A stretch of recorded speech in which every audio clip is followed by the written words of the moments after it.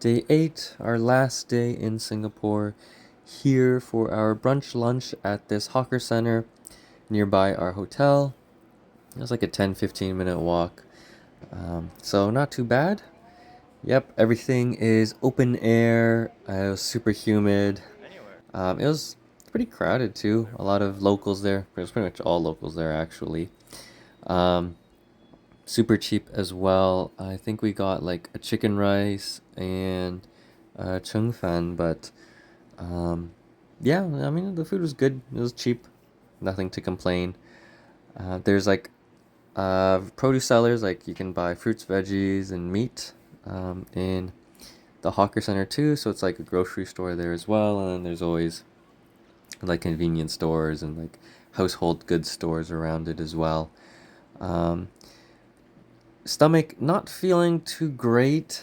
Same for Lulu. So we think that it's because of the chili crab yesterday, giving us, not I don't know about food poisoning, but maybe giving us a bit of a hard time. I actually did have to use the washroom while I was there, and oh my goodness, the washrooms are just like at this enclosed box in the middle of the hawker center, and it's just like so hot, so humid, and like they were like charging a fee, but like whatever the guard, like it was like a 25-cent fee or something like that. But I didn't have change on me, and the guard was on his phone, so I just like walked in. So I hope that's okay. Anyways, after eating, we're here at the mall next to our hotel to do a little bit of shopping, just because it's our last day in Singapore. So here went to the Don Quixote to get some strawberries. Finally, some fresh Japanese strawberries. What weren't able to get any when we went to Japan earlier last year.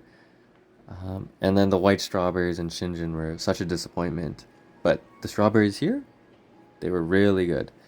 No complaints. Like they were just super fragrant, just super tasty. Everything you want in a strawberry. Unlike those damn Shenzhen pine berries. Anyways, now we're at the promenade and bayfront area to see probably Singapore's most iconic area, Marina Bay Sands and Gardens by the Bay here. So just leaving Marina Square Mall, that little lotus flower looking building, that was the Art Science Museum, and then yeah, those three skyscrapers with the boat on top, that is the Marina Bay Sands. And of course you can't forget the Merlion. Oh, and also this durian looking building. This is their opera theater house, something like that. They do stage plays there.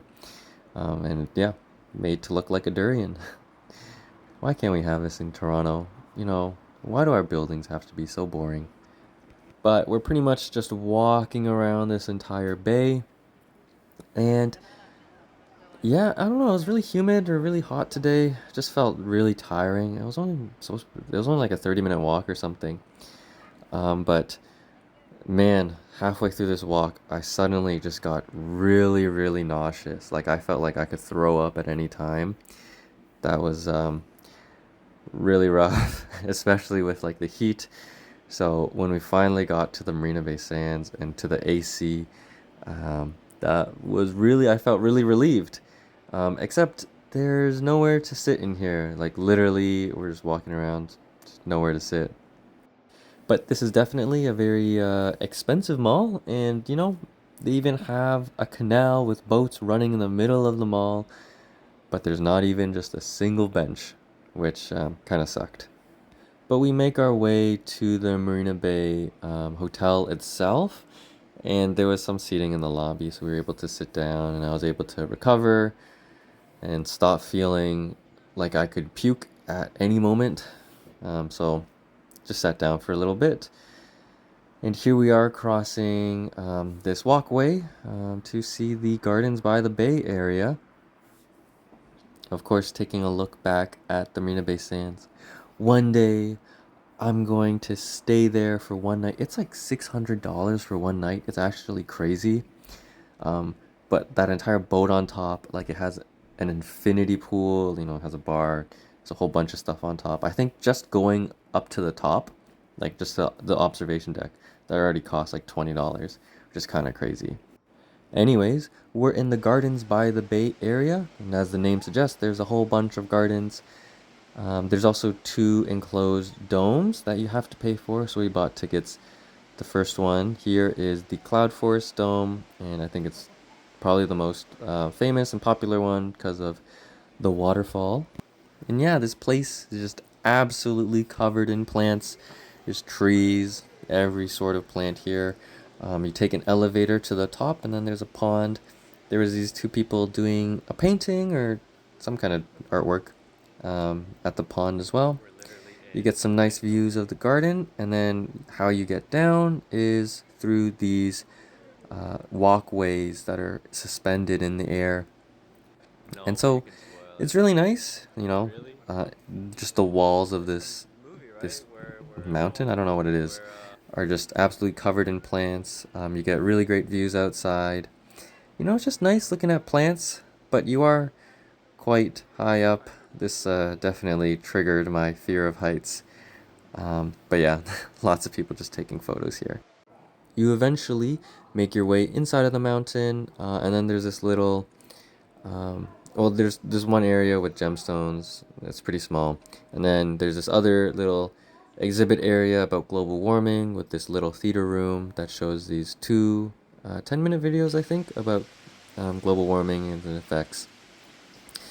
And yeah, that's pretty much the whole dome. This last section has some stuff about like micro orchids and wood statues, I think. But anyways, off to the second dome. This is the flower dome, and it just has like plants from all across the globe. So definitely not as interesting or not as much of a spectacle as the Cloud Forest Dome. It's still like a nice stroll to just walk around and just see the different plants from around the world. Like they're all grouped into different sections. Um, it's almost Chinese New Year, so there was this little Chinese New Year display, but it was also kind of half also Christmas because Christmas just passed. So there are a lot of poinsettias. It was fine. Anyways, we make our way to Satay by the Bay. And so this is a hawker center in Gardens by the Bay area where, as the namesake goes, they sell satay, but also these vendors, they sell other stuff too. So, of course, we got some satay skewers. They, honestly, they're not worth it. At least not from here. Like, we got different kinds of meat and they all tasted the same. Well, what was worth it though was that soursop juice before it. It was sweet, tangy, and then we got this like Singapore craft beer that was also fruity and good. Um, got some oyster pancake as well that I didn't record. That was also just fine. But yeah, anyways, we're kind of just chilling here. It wasn't really that satisfactory of a dinner. But yeah, just resting. So once it finally becomes dark, what happens is the trees, the super trees, they light up.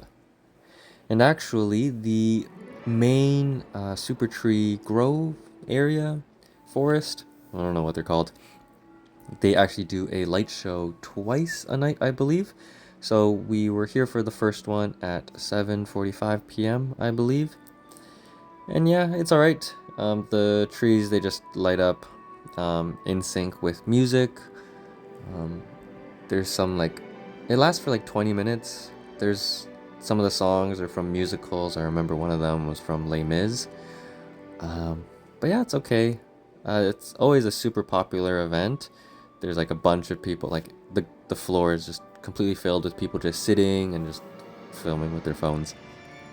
But yeah, I could live without it. You can actually, in this area, you can do the skywalk, which is that bridge you see between the trees, halfway up the trees, and then in the middle tree, the tallest one, you can actually go to the very top, and then there's like a vantage viewpoint balcony, like 360 little area there too that you can go to. But they're all they're all separate tickets that you have to pay for, so we didn't end up doing that.